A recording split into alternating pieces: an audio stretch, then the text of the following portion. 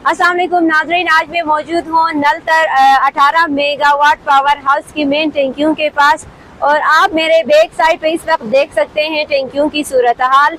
गुज़िश्ता 3 दिनों से जो है गिलगित शहर को इस वक्त बिजली बंद है और आवाम को महकमे के जो एहलकार हैं, जो लोग हैं, वो ये कह रहे हैं कि 1 घंटे में बिजली आएगी, 2 घंटे में आएगी और ये हमें टाइम पे टाइम दे रहे हैं, जबकि हमने यहाँ आके खुद विजिट किया है और टैंकियों की सूरत हाल जो है इस वक्त मुकम्मल तौर पर ये जो टैंकियाँ हैं वो सैलाब के जो पानी है, जो ग्लेशियर का पानी जो पिघल के आ रहा है, उसमें ग्लेशियर के पानी में जो इजाफा हुआ है वो टैंकियों में दाखिल हुआ है, जिसमें पत्थर, रेत और ग्लेशियर का जो पानी शामिल होने की वजह से इस वक्त जो 18 मेगावाट पावर हाउस जो है वो मुकम्मल तौर पर बंद है। 3 दिनों से आवाम जो है बिजली के लिए तरस गई, लेकिन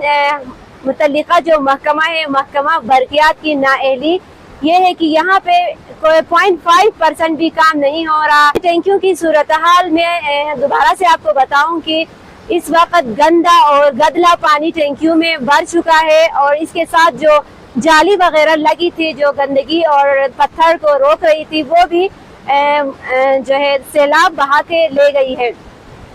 महकमा बरक़ियात की जानिब से जो हमें टाइमिंग दी जा रही है कि 10 बजे बिजली आएगी या फिर 11 बजे या सुबह की टाइमिंग हमें मुहैया की जा रही है, वो तमाम दावे झूठे हैं और ये यहाँ पे कोई काम नहीं हो रहा। और इस वक्त हमारे अंदाजे के मुताबिक तकरीबन 1 से 2 हफ्ते मजीद लग सकते हैं, क्योंकि दरिया का जो बहाव है,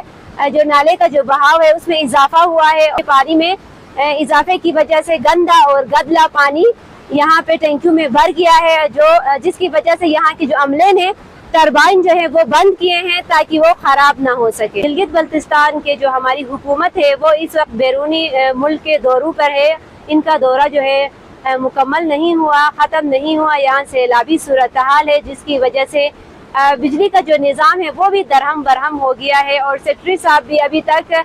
यहाँ पे आके इन्होंने ना ही विजिट किया है। बिजली के हवाले से आवाम के लिए ये मैं खबर देती चलूँ कि अगले 1-2 हफ्ते तक बिजली के आने के इम्कान नहीं है।